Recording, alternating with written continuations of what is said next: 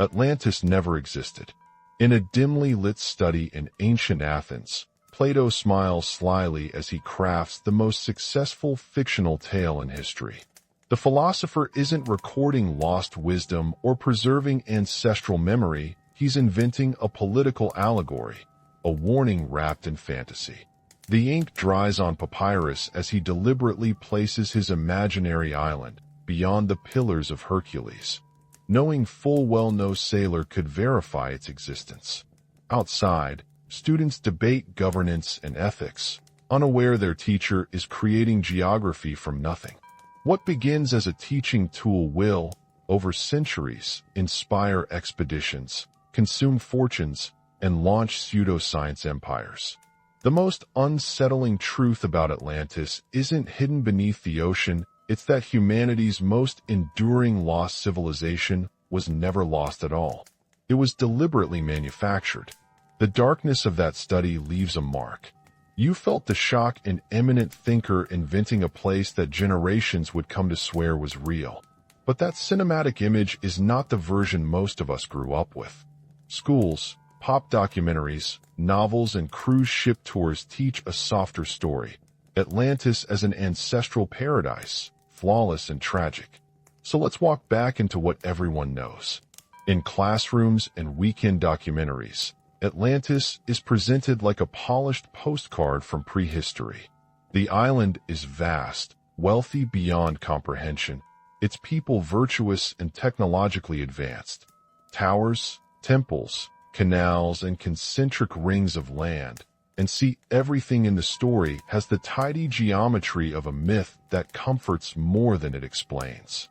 In these retellings, Atlanteans had machines, perhaps electricity, and a spiritual knowledge lost to time.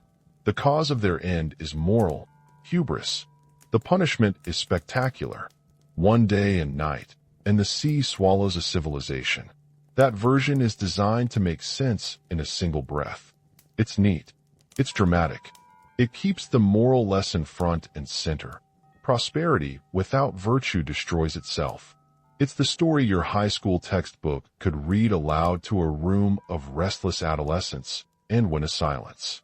It explains why nobody finds ruins because the island lies beyond the Pillars of Hercules, a tidy line on an old map that conveniently places blame and removes responsibility. Imagine now the montage every popular documentary loves. Dramatic aerials over the Azores, drone shots of Santorini's cliffs, low-angle footage of boulders at Bimini. A narrator intones possibilities. Maps glow. An expert leans toward camera and says, plainly, "It could be here." Those images loop. They sell magazines and clicks.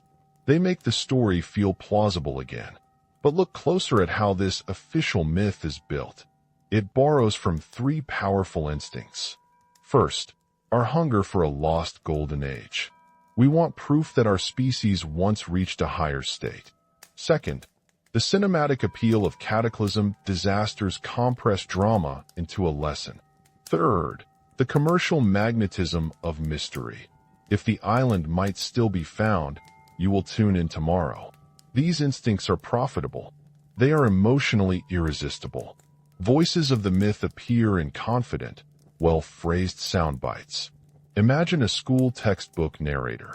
Atlantis was a great maritime empire that fell due to moral decay.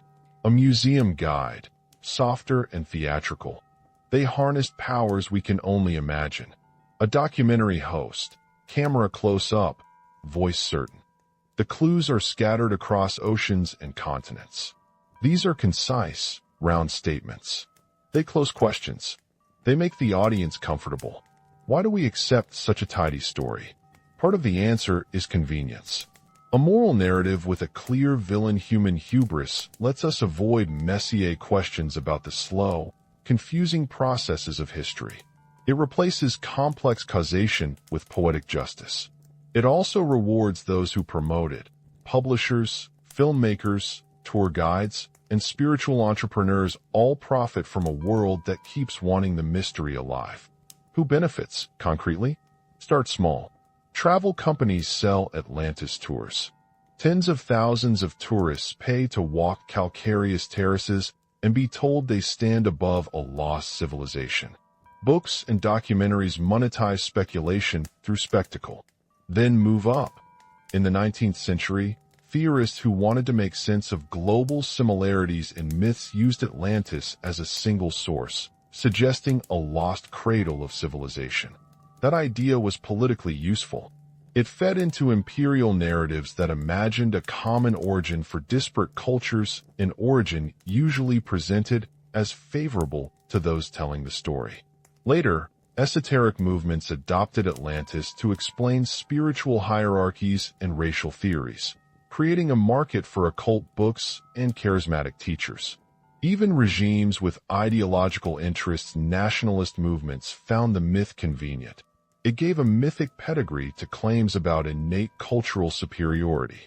The official story is comfortable because it distributes blame outward to the Atlanteans, and because it packages wonder into a consumable product. It simplifies, it flatters, it sells, and the more comfortable it feels, the less likely people are to ask the harder question: where does this story actually come from? Before we turn that question into evidence, pause and picture the classroom again. You learned the neat version. You saw the maps, the artist's reconstructions, the documentary reconstructions. You probably saw a rapid montage of possible locations. It all seemed plausible because it was presented with authority and cinematic clarity. But the scene in the dim study is the real origin.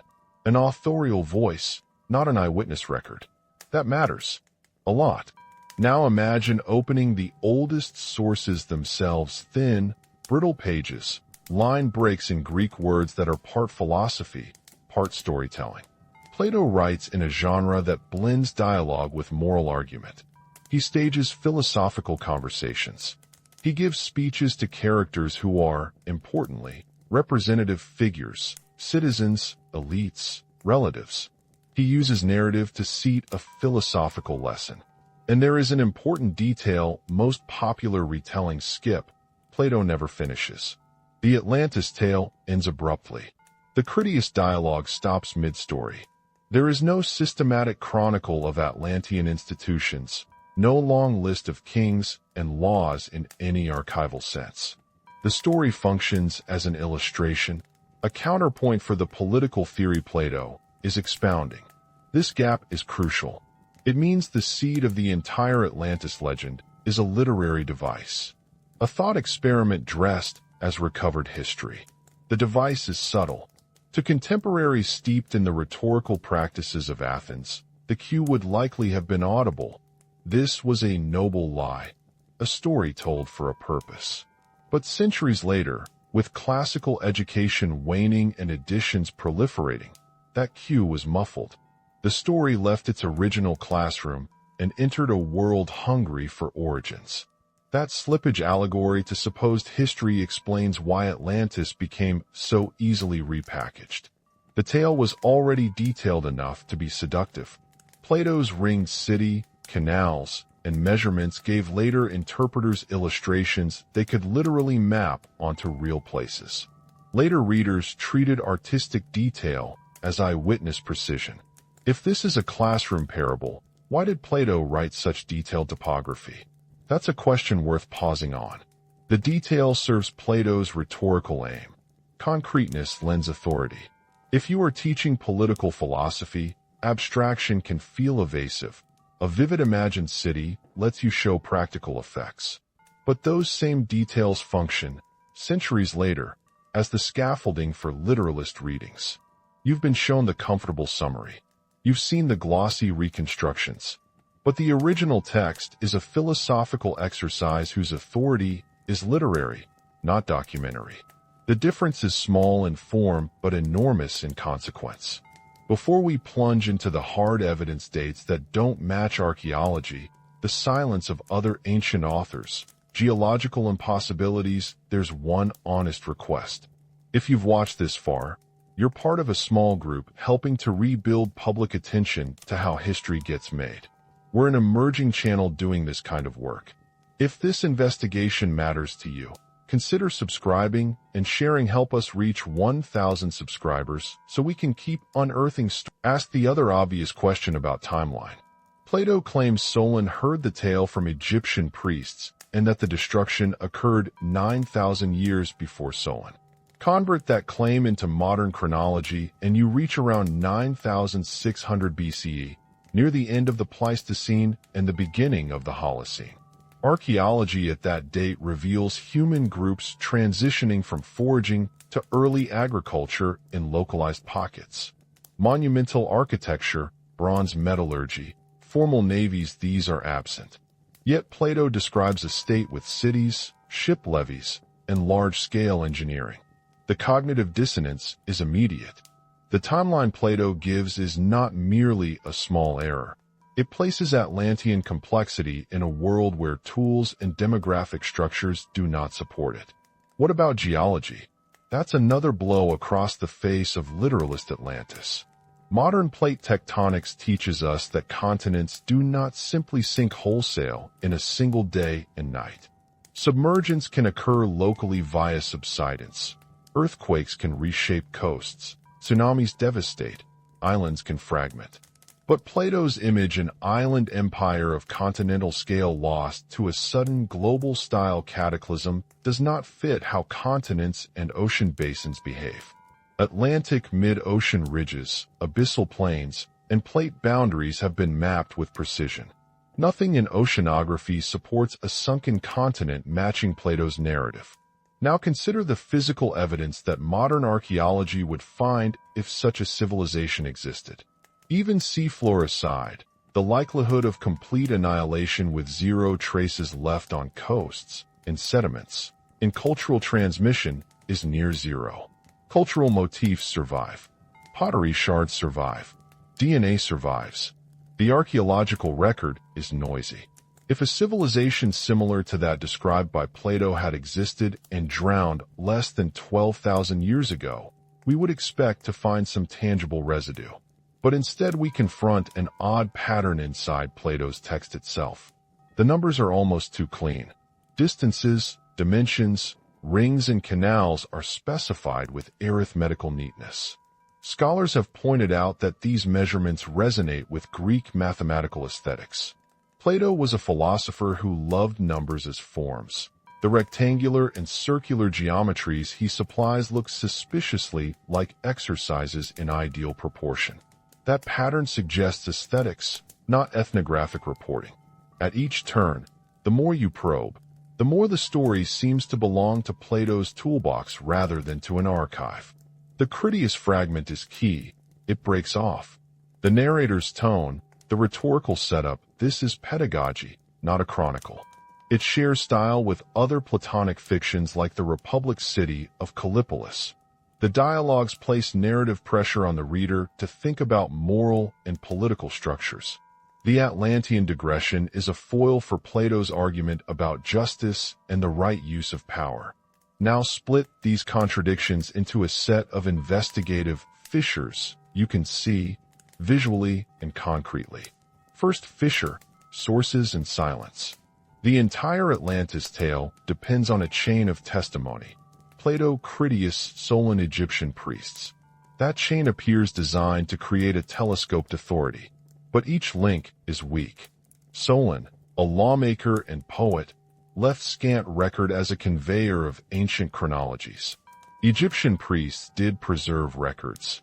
Yes, but the specific inscriptions Plato claims to have consulted have never been independently verified.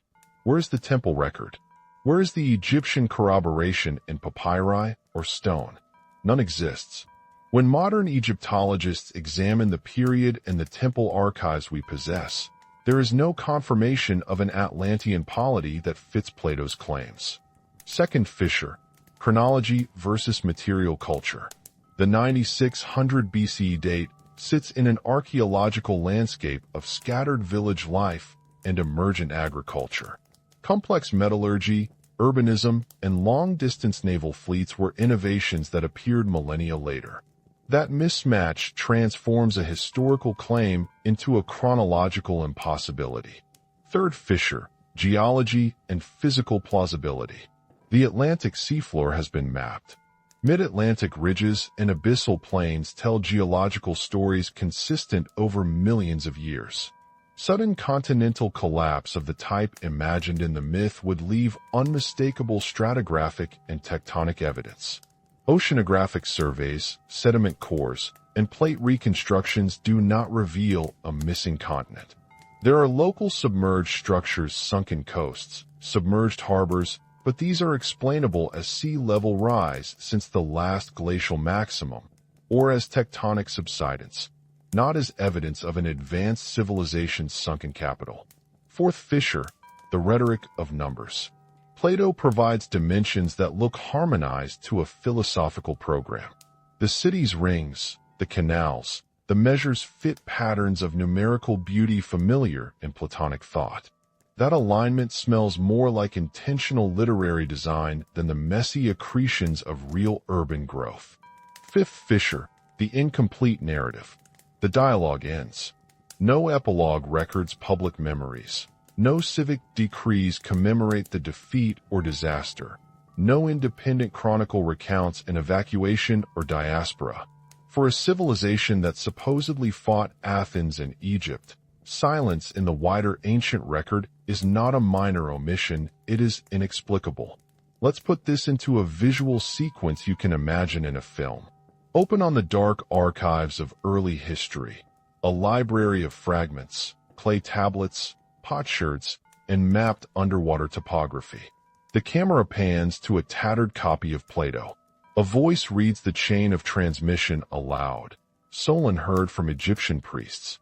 Then the camera cuts to empty dredged seabeds and to a modern scientist on a research vessel shaking their head over maps that do not show an Atlantean continent. Cut to a museum curator spreading fragments of pottery across a table, each shard belonging to a known culture, none to a lost Atlantis.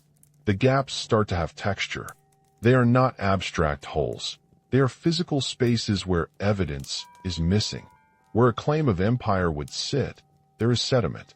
Where a list of kings would be, there is a rhetorical passage. Those are not the same things. Now consider motive. If Plato fabricated Atlantis for a purpose, what purpose? Think less of conspiracy and more of pedagogy. Plato was not writing to make archaeologists happy. He was composing dialogues to teach students about the nature of justice, the dangers of wealth divorced from virtue, and the perils of political complacency. A fictional enemy glittering, advanced, and corrupt serves that pedagogical aim brilliantly. It gives the hypothetical a force that an abstract argument cannot accomplish alone. But there is another motive layered over the pedagogical, persuasion. Plato lived in a fragile civic environment. Athens had endured civil war, plague, and the traumatic fall of its democracy. Plato watched the corruption of political life and the failure of leaders.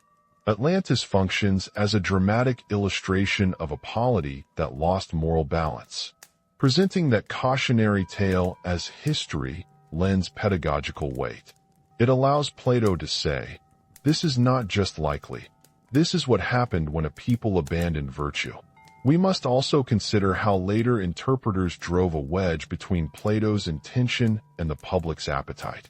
As classical texts spread through late antiquity and the medieval manuscripts traveled into Renaissance Europe, readers began to treat Plato as an authority to be mined.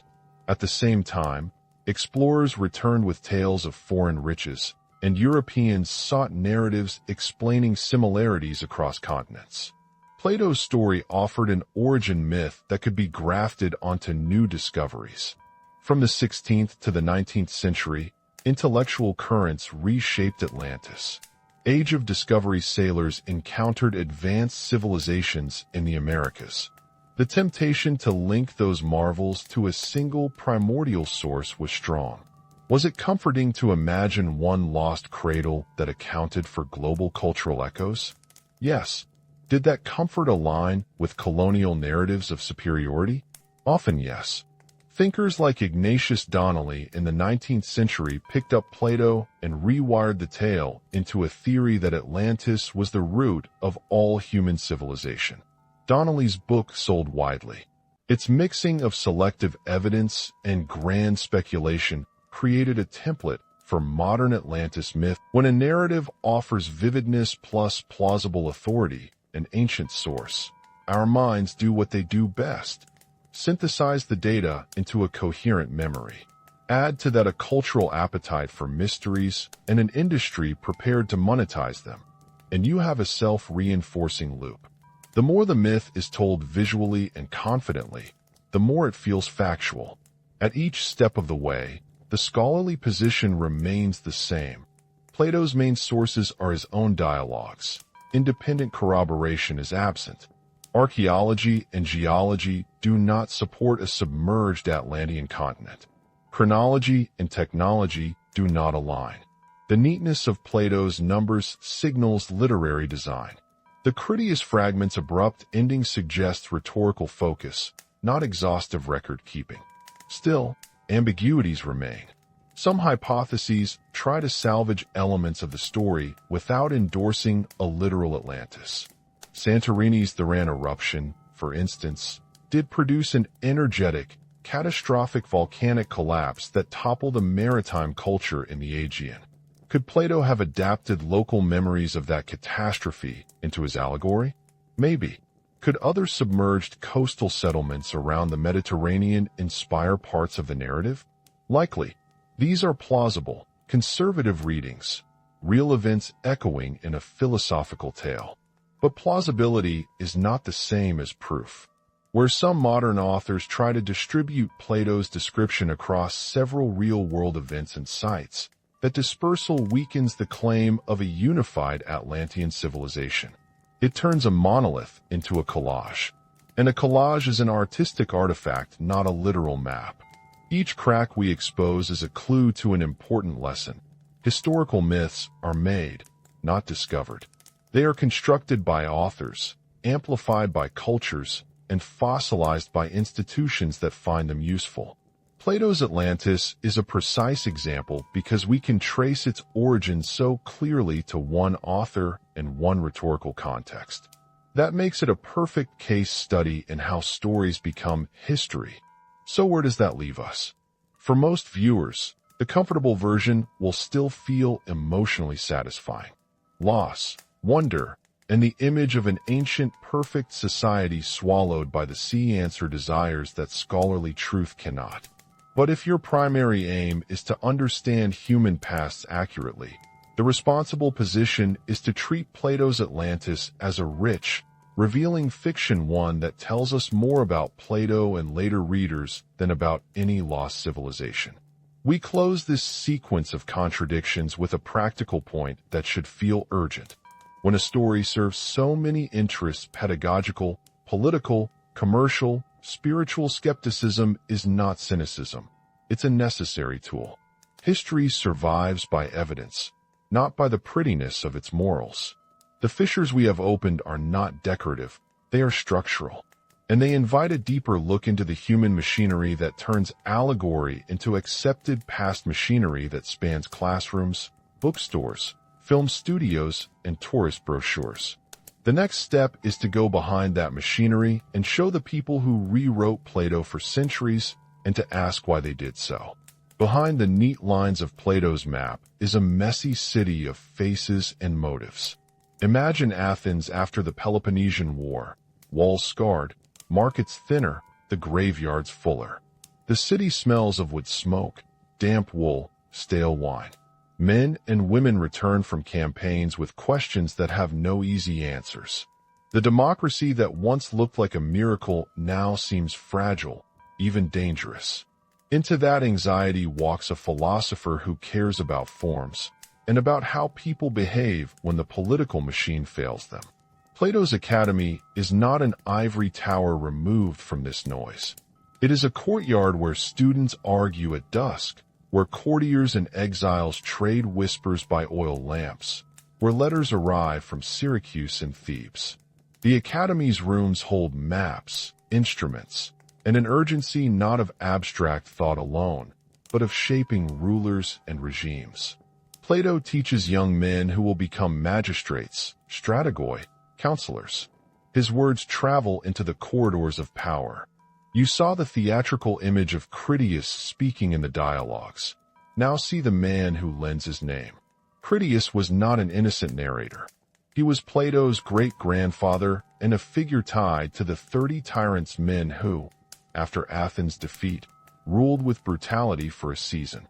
That family connection is not accidental. By placing the tale in Critias' mouth, Plato is doing more than telling a story. He is signaling lineage, authority, and a particular kind of political memory. The voice of history here is intentionally partisan. Plato himself carried bruises from politics. He had watched democratic procedures crumble under pressure, seen leadership turn to violence and depletion. He attempted real-world experiments in governance. He traveled to Syracuse to counsel Dionysius II, hoping to install a philosopher king. Those attempts failed. He returned with questions about whether virtue could be taught at the scale of states, whether institutions could survive corruption. Those failures are the grain from which Atlantis grows. Picture a series of quick scenes. A tense corridor where a student argues with a general. An evening where a letter from Syracuse is read by torchlight. A small group in the academy laughing over a clever paradox, then falling silent when the talk turns to how to repair a wounded polis. Those are the images that feed the Atlantis narrative. The island is not a lost archive. It is the projection screen for Plato's political imagination. Beyond personal frustration, there was a broader intellectual contest. Thucydides had pioneered a different historiography, careful, empirical, focused on events and causes. Plato was responding to a public hungry for models of good governance. He knew the power of narrative. A vivid city, perfectly measured, offers a pedagogy that a dry argument does not. Concreteness convinces. Details persuade. That is why Atlantis arrives with tidy geometries and impressive engineering. It functions as a model, a foil, a warning. But Plato did not simply invent for entertainment. He used the rhetorical devices his audience expected. In Greek intellectual culture, stories from foreign priests, temple inscriptions, and long bloodlines lent weight. So Plato knit a chain of authority: Solon, Egyptian priests, temple records to dress his fable in credibility. For his contemporaries, used to rhetorical play and allegory, the cues were clear. This was a pedagogical construct. Yet the same construction, preserved and copied across centuries, would be read differently by readers stripped from that immediate classroom context. Now watch how real events are folded into the fiction. The Persian Wars offered a template for heroic conflict. The cataclysm at Thera suggested a narrative of sudden disaster. Trade networks and tales from sailors provided the texture of distant wealth. Plato blended these into an image people could feel as much as hear. The island becomes an every place of luxury and danger, a stage where the problem of power plays out. At the same time, think of what Plato left out. The dialogues break. Critias cuts off mid-sentence. That omission matters. It is a gap deliberately left open. To Plato's students, the lesson would not be "here is a record." It would be "here is a tool." But as centuries pass and contexts shift, that tool would be mistaken for evidence. The classroom parable would be fossilized into supposed fact. Consider the people who benefited from this slippage. In Plato's lifetime, his immediate circle used the story to train leaders and to caution against the vices of wealth and empire. Later readers, Neoplatonists, Renaissance humanists, explorers found other uses. A narrative with built-in authority is malleable. It can be pressed into service for empire, for national origin myths, or for spiritual cosmologies. The same rhetorical choices that made Atlantis persuasive as a lesson made it irresistible to later literalists. The portrait that emerges is not of a conspirator, but of a craftsman. Plato is an author shaping minds, not an archivist recording the past. His choices, whose voice narrates, what details to highlight, which authorities to summon, are deliberate pedagogical moves. They are aimed at changing the present by imagining an instructive past. And yet, Those moves also planted the seeds for centuries of misreadings. When scriptoria in dark rooms copy the dialogues, when translators flatten rhetorical cues, this is the human machinery beneath the myth. An anxious city, an impatient teacher, students who would be rulers, real experiments that failed, rhetorical craft that convinces, and a transmission process that unmoors context. The myth was born in an urgent classroom, not a submerged archive. And that origin explains why a story that functions so powerfully as moral lesson could be so dangerous when misread as literal history. The next question is obvious, and it will be what we explore next. What was the decisive moment when Plato's lesson turned into an empire of belief? You can point to a single line in a sunlit courtyard and call it small. But small lines can shift worlds. Picture the Timaeus scene. A group of men in the academy, early afternoon sun fingered across marble, olive oil in lamps at the edges. Critias stands and speaks.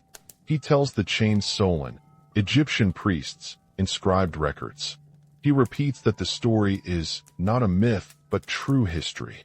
For a classroom, that is a theatrical move. It sharpens attention. It warns students that this is a lesson to be taken seriously.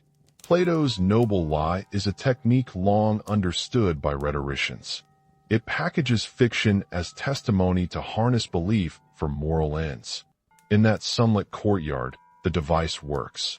It enlarges the pedagogical effect. Students lean in, but the device also does something else. It creates a breadcrumb trail that later readers can follow literally. Imagine the moment 30 years later when a different reader opens the Timaeus. He reads true history and lacks the oral cues and institutional context that made Plato's intent legible. He reads authorial authority as documentary authority. That small slippage is the technical pivot of the whole story's afterlife. This scene needs to be visual. See a scholar in late antiquity turning Plato's text by flickering candlelight. He annotates with marginal notes. He argues with a colleague over whether Critias intends literal or allegorical reading. They disagree. Such debates were common in Alexandrian libraries and later in Byzantine scriptoria. Some readers treat the chain of transmission as a rhetorical flourish. Others treat it as a reliable genealogy. That ambiguity is precisely what allows the text to be repurposed. From here, the consequences multiply. The Timaeus rhetorical device migrates into cultures desperate for origin myths. When sailors and explorers begin returning with accounts of ornate cities across the ocean, European imaginations are primed. Plato's Beyond the Pillars of Hercules fits neatly into the maps of discovery. That tidy geographic clause, originally a pedagogical shield, becomes a locating pin. The 16th and 17th centuries give us the macroscopic mechanism. Empires expand. Chronicle writers look for coherent stories. A hunger grows for single causes of global variety. Atlantis is convenient. It can explain resemblance between Old World mythologies and New World architectures. It can be grafted onto indigenous tales. It can be used to assert a shared ancestry for disparate peoples. That convenience is a political commodity. Ignatius Donnelly's 19th century bestseller is a textbook case of how one decisive author can manufacture plausibility. Donnelly takes Plato's parable and dresses it with geological speculation, comparative linguistics, and bold claims. He asserts Atlantis as the mother civilization. His prose is confident. His book sells widely. Although professional archaeologists quickly debunk many of his methods, the narrative he crafts is emotionally powerful. It offers a satisfying explanation for complexity and difference. It frames modern explorers as heirs to recovered wisdom and positions European societies as interpreters of a single human origin. Theosophy adds another vector. Helena Blavatsky and her followers take Atlantis and fold it into a spiritual teleology. Atlanteans become spiritual archetypes, stages of human evolution, psychic hierarchies, lost masters. With this metaphysical adaptation, Atlantis shifts from an origin hypothesis into a cosmological epic. It becomes eel-like, able to slither into religious narratives, into ritual claims, into ideas about bloodlines and spiritual superiority. The story's moral engine, prosperity corrupts, turns into an ethnographic hierarchy. Some races are closer to spiritual perfection. That adaptation had dark political consequences. In the early 20th century, racial and nationalist movements seized upon the myth. It provided pseudo-historical sanction for claims of primacy. Heinrich Himmler's Ahnenerbe, for example, funded archaeological fantasies to reinforce Aryan mythologies. Atlantis was absorbed into an apparatus that sought archaeological validation for ideological goals. The myth became, in some contexts, a tool of exclusion and terror. Then come modern media and consumer culture. Films, glossy documentaries, sensational magazine spreads, and later streaming series repurpose Atlantis's imagery. Crystalline cities, concentric rings, psychic sages. Each medium amplifies spectacle and simplifies complexity. Documentaries lift selective details, rings of land, strange stones at Bimini, and set them against CGI reconstructions. The visual glamour is irresistible. Audiences prefer tidy reconstructions to messy academic caveats. Ratings rise, nuance fades. Tourism participates in this economy. Local economies near Santorini, Bimini, and other conjectured sites build narratives to attract visitors. Guides point at terraces, at unusual geology, at rock formations, evidence, and sell an experience. The myth becomes an economic engine. When money depends on a story's plausibility, resistance can look like sabotage. Entire communities find it inconvenient for researchers to announce that no continental Atlantis exists. Tourist bookings decline if doubt takes over. What did Plato intend in that sunlit courtyard? Scholars differ. But what is clear is how a rhetorical device became a machine. The machine does a set of basic operations. It borrows authority, polishes spectacle, translates pedagogy into provenance, and monetizes mystery. At each stage, decision-makers, publishers, clerics, explorers, entrepreneurs made choices that favored transmission over correction. That pattern explains why a philosophical fable turned into a global cultural product. There is a second, quieter force at work: human psychology. Vivid narratives filled with concrete detail are sticky. When Plato gives neat measures, concentric canals, and ringed walls, he unwittingly supplies the scaffolding literalists later hang claims upon. People remember images more than qualifiers. A single sentence that says, "This is true," can override a chorus of later caveats, especially when it sits in a trusted text. The mechanism is simple. Humans prefer story coherence over evidentiary complexity. The propaganda machine is also procedural. For centuries, institutions, churches, universities, royal courts controlled access to the texts and curated their meanings. When scholars in the Renaissance revived Plato, they often sought to harmonize ancient authorities into a coherent worldview that served contemporary aims, legitimizing conquest, justifying religious schemes, or claiming ancient prestige. The task of harmonization encouraged literalness. Debates about allegory fell away in favor of origin stories that bolstered modern narratives. What does this mean for the present? It means that a single rhetorical choice framing a parable as true history can cascade into centuries of economic, political, and spiritual investments. It means that myths are not inert. They are infrastructure. They create industries, inform public policy, inflame prejudices, and shape environmental imaginaries. No small authorial flourish is ever entirely contained.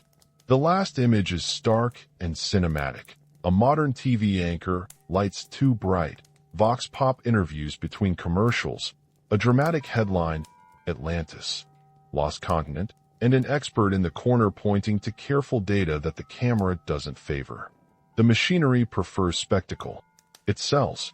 It repeats. And so the noble lie, created as an instrument of teaching, becomes an instrument of temptation. At the end of this sequence, the viewer should feel the weight of that pivot. Chroniclers and antiquarians were searching for large explanations. How did civilizations emerge and die? Columbus and his contemporaries returned with tales whose unfamiliarity demanded explanation. Plato offered a prepackaged answer. Scholars and nationalists loved tidy genealogies that tied new findings into old texts. The appropriation wasn't random, it was selective. Agents with motives, political credibility, religious legitimation, or curious prestige recast Plato to fit their projects. Printing magnified this. The printing press makes ideas contagious. A single best-selling book can set a narrative for decades. Ignatius Donnelly's book is a clear case. He combines selective readings of Plato, geological conjecture, and comparative mythology into a single, readable thesis. He supplied maps and analogies, and he wrote for a public primed by imperial confidence.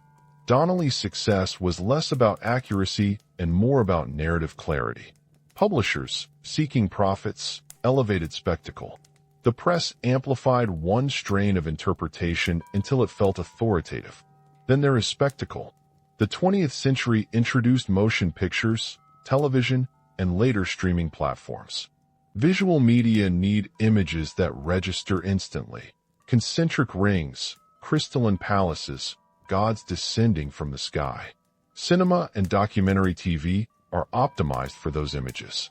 Shows package speculation as investigation, editing interviews and footage to maximize mystery. Sensational claims repeat more easily than careful caveats. They build audiences. Ratings beget repeat programming. The economics of attention favors the myth. The tourism industry is an essential part of the gearbox. Sites linked to Atlantis, Santorini, Bimini, the Azores learned to monetize curiosity. Tour operators design routes around the promise of discovery. Restaurants and hotels rebrand with Atlantean names.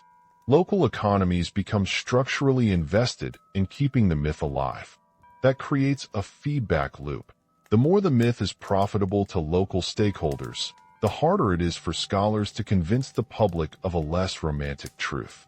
In some places, archaeological nuance threatens livelihoods. That conflict of interest shapes public narratives in practical ways. Occult and spiritual movements add another layer. Theosophy repurposed Atlantis into a metaphysical stage theory.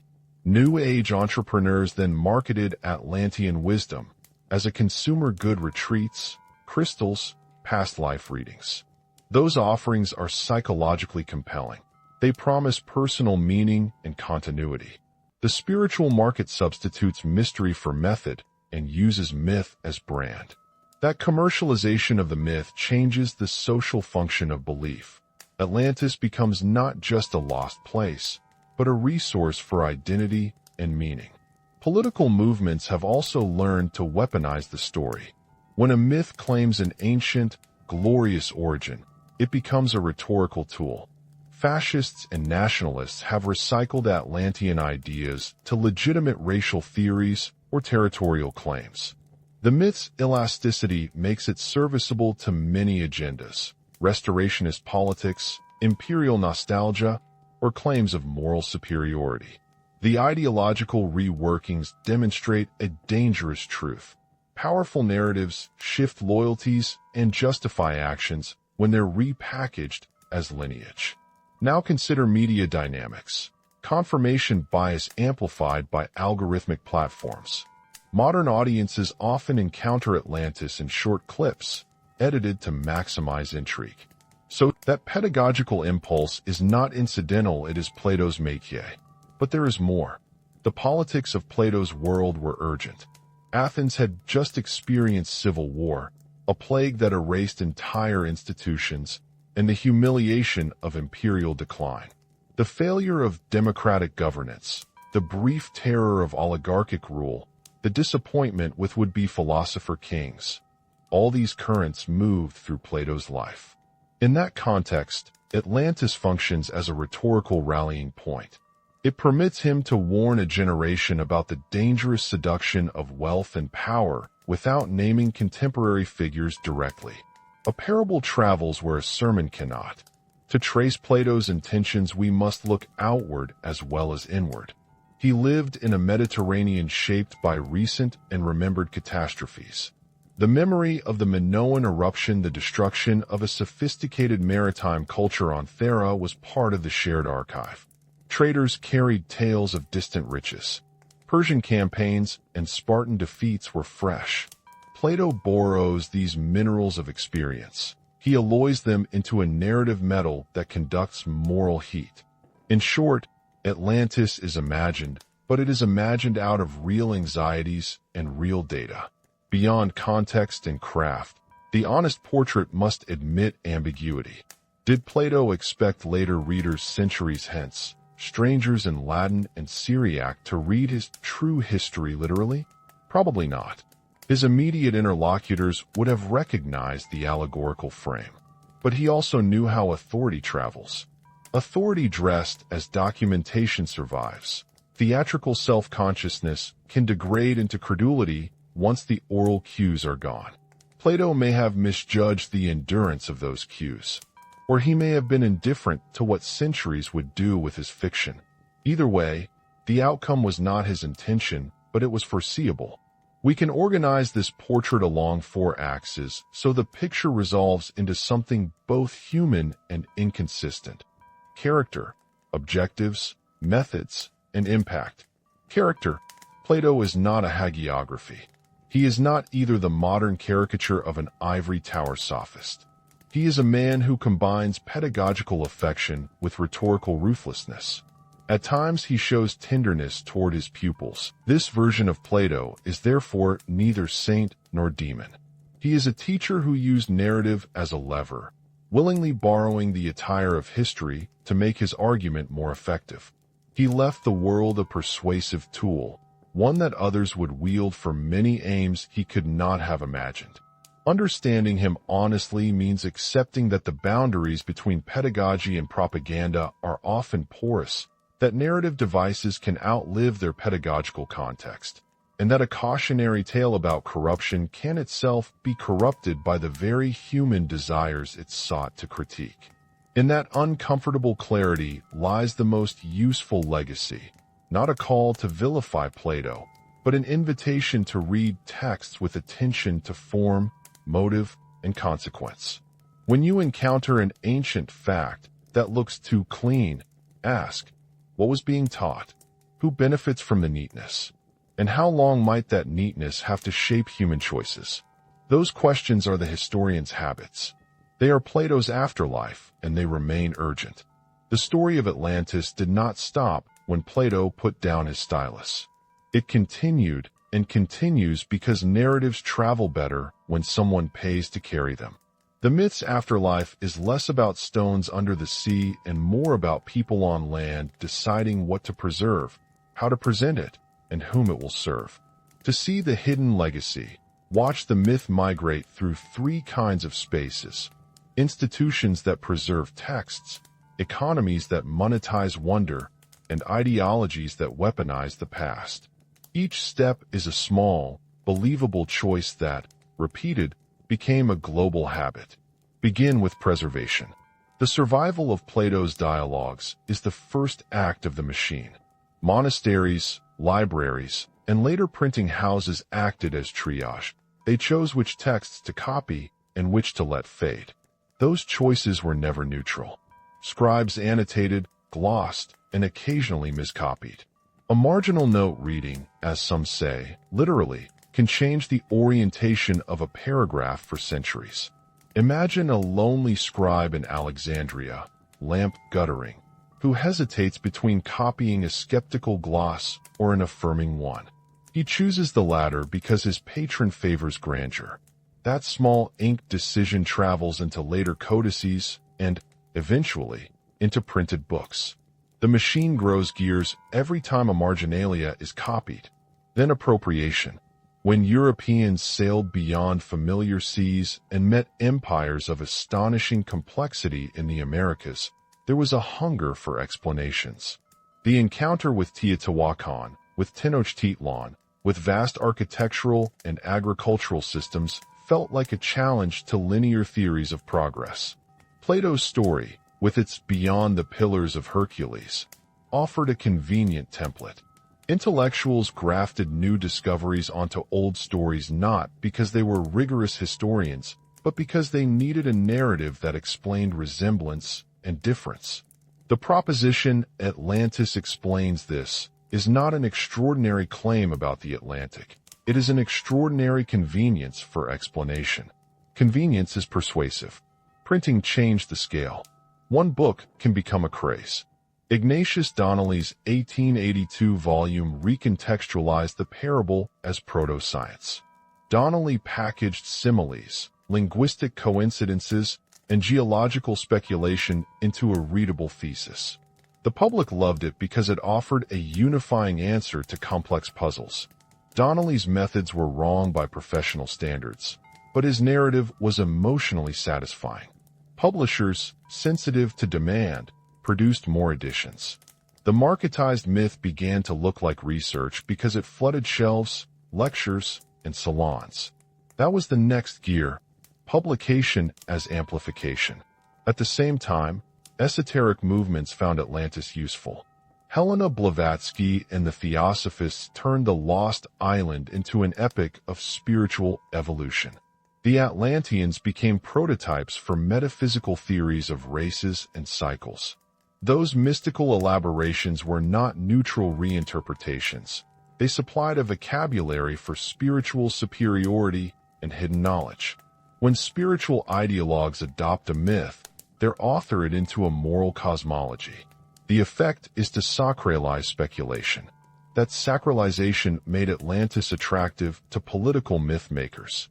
In the early 20th century, when racial ideologies sought ancient pedigrees, Atlantis was waiting.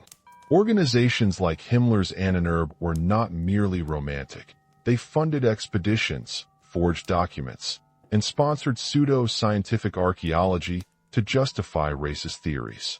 The myth's elasticity, its capacity to be fitted into many ideological suits, made it an invaluable asset.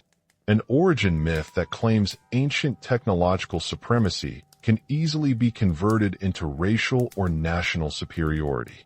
In the 20th century, another engine turned: mass visual media. Film and television love spectacle. Atlantis supplies ready-made images, concentric rings, crystalline palaces, gods descending. Movies simplify nuance, they amplify image.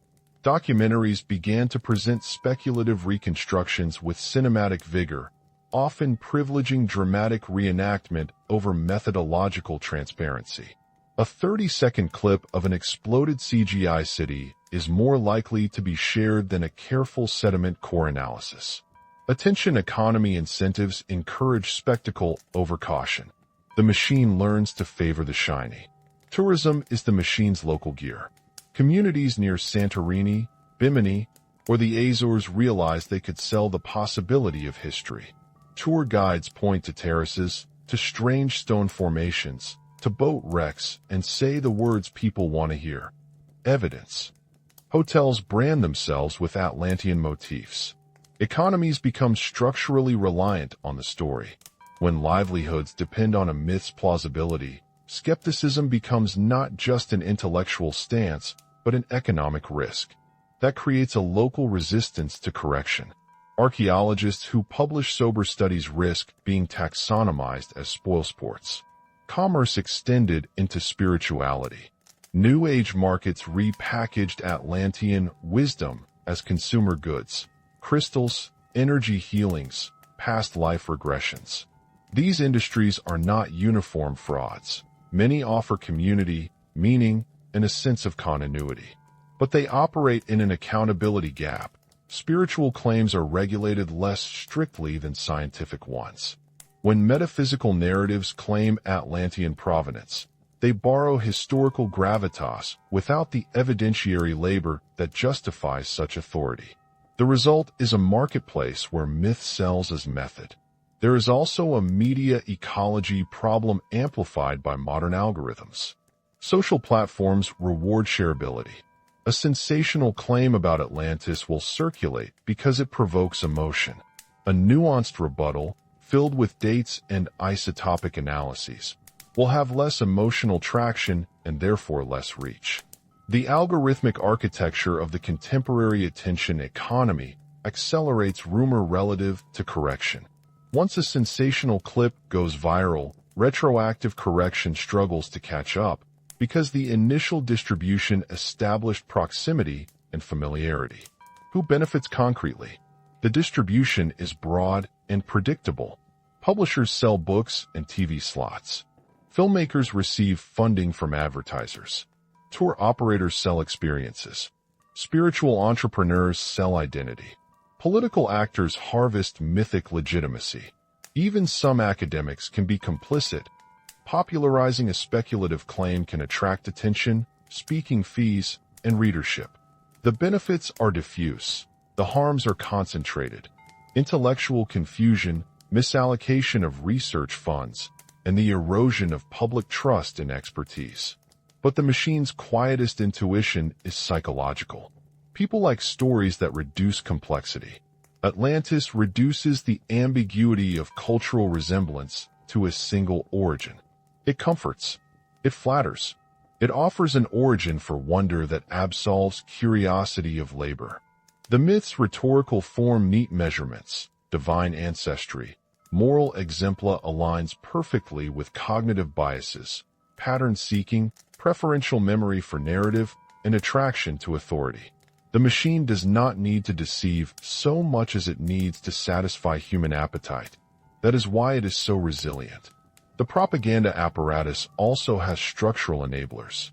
Educational curricula often prefer tidy narratives.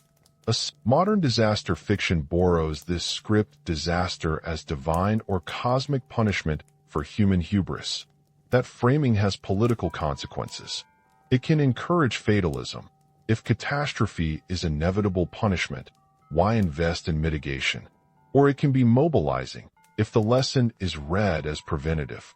The myth's narrative architecture thus interacts with contemporary climate politics in ambiguous ways. Finally, the machine produces epistemic casualties. When pseudoscientific claims about Atlantis gain traction, they do not only misinform about a remote past, they erode confidence in the disciplines that produce reliable knowledge. Public skepticism of archaeologists becomes skepticism of expertise generally. That generalized epistemic erosion is dangerous. It lowers the threshold for believing conspiracy theories in other domains, from vaccines to electoral processes. The Atlantis myth is, in that sense, a test case for a larger cultural pathology. None of this is to say that the myth is purely malign. It also inspires wonder, funds museums, and brings people into engagement with history. Tours can be economically transformative for communities. Fictional portrayals can spur curiosity that leads some people into serious study. The machine is ambivalent because humans are ambivalent. We want both narrative comfort and empirical truth.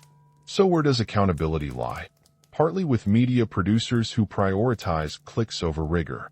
Partly with educators who favor tidy lessons. Partly with professional communities who do not sufficiently translate nuance for broader publics. And partly with audiences who prefer spectacle. Fixing the machine requires changes at each node.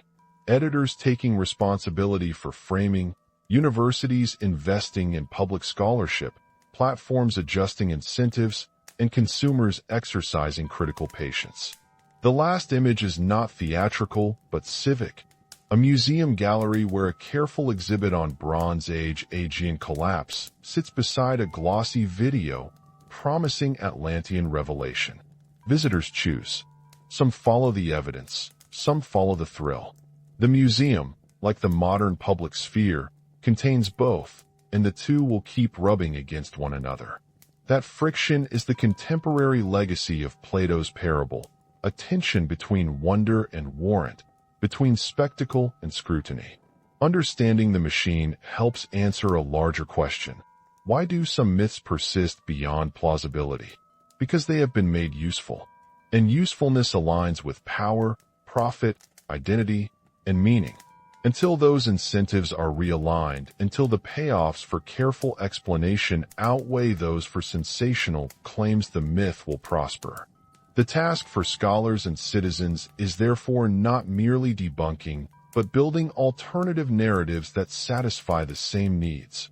Wonder that does not require spectral continence, identity that does not require ancestral superiority, storytelling that honors complexity without abandoning drama. If the Atlantis machine is adaptive, then so must be our responses. We need public history that is cinematic but honest, educational narratives that are gripping but accurate, and cultural institutions that reward nuance rather than dismissal. That is the only way to ensure that the cultural engines converting stories into institutions begin to favor verification over temptation. We built Atlantis from a classroom trick into an industry, a theology, and a tourist brochure. The question that remains is simple and terrible. If a single rhetorical flourish, a parable dressed as true history, could scaffold centuries of economy, identity, and politics, what other foundational stories in our lives are doing the same work right now? Thank you for staying with this investigation. If you found this unsettling and useful, subscribe to follow the dossier. Tell us in the comments. Where did you first hear about Atlantis? In school, on TV, or at home? Mark your city. We're mapping the story's afterlives. And remember, every comforting origin is worth questioning, because what we decide to believe about the past changes how we act in the present.